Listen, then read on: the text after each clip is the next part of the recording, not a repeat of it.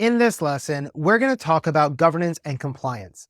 Now, governance refers to the overall management of the organization's IT infrastructure, policies, procedures, and operations. This involves the establishment of a strategic framework that aligns with the organization's objectives and regulatory requirements. This framework includes the rules, responsibilities, and practices that are going to guide an organization in achieving its goals and managing its overall IT resources. Now, governance is crucial for several reasons, including risk management, strategic alignments, resource management and performance measurement, and many others. In terms of risk management, governance helps us to identify, assess, and manage potential risks that could impact our organization's security. Strategic alignment, on the other hand, is a fancy way of saying that we want to ensure the organization's IT strategy aligns with its overall business objectives. Resource management, on the other hand, is going to be supported by governance by making sure we have an efficient and effective use of our resources. And performance measurement is going to be focused on making sure we have mechanisms in place for monitoring and measuring the performance of our IT processes. After that, we're going to start talking about compliance. Now, compliance, on the other hand, is going to refer to the adherence to laws, regulations, standards, and policies that apply to an organization's operations. In the IT world, compliance means ensuring that the organization's IT systems and processes meet the required security standards and regulations. Compliance is important for many reasons, including legal obligations, trust and reputation, data protection, and business continuity. Now, in terms of legal obligations, if you have non-compliance, this can lead to legal penalties, including fines and sanctions against your company. In terms of trust and reputation, we need to make sure we have compliance with our industry standards and regulations to enhance our organization's reputation and foster trust among our customers and our partners.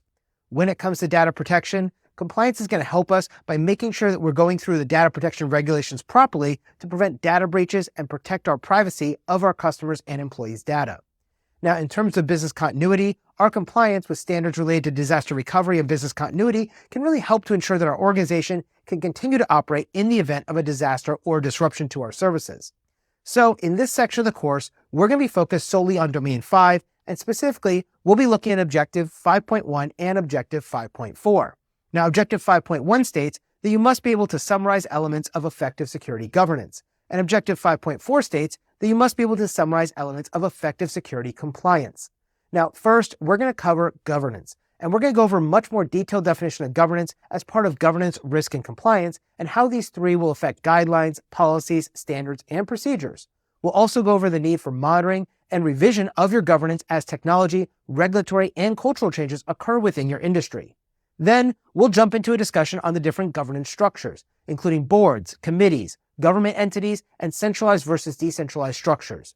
We'll also explain each of these in detail and how they work and fit into your overall organization. After that, we'll talk about policies. Now, policies are high-level guidelines that outline the organization's commitments and intentions towards certain actions, such as data protection or ethical conduct. We're going to be discussing lots of topics in this lesson, including acceptable use policies, information security policies, business continuity policies, disaster recovery policies, incident response policies, change management policies, and the overall software development lifecycle known as the SDLC. Then, we're going to focus on standards. Standards are specific, mandatory actions or rules that must be followed to adhere to a policy, and these are often defined by an industry or regulatory body. We're also going to be covering things like password standards, access control standards, physical security standards, and encryption standards. Following that, we'll start talking about procedures. Now, procedures are step-by-step instructions on how to perform specific tasks or activities to ensure consistency and compliance with both policies and standards. We're going to be going over change management procedures, onboarding and offboarding procedures, and the use of playbooks.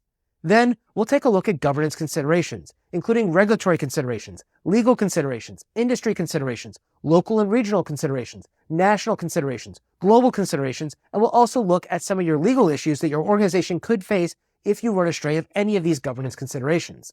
After that, we'll dive into compliance, and we'll be discussing compliance monitoring and reporting as we explain the different concepts like due diligence and due care, attestation and acknowledgement, internal and external compliance, and the use of automation in your compliance processes.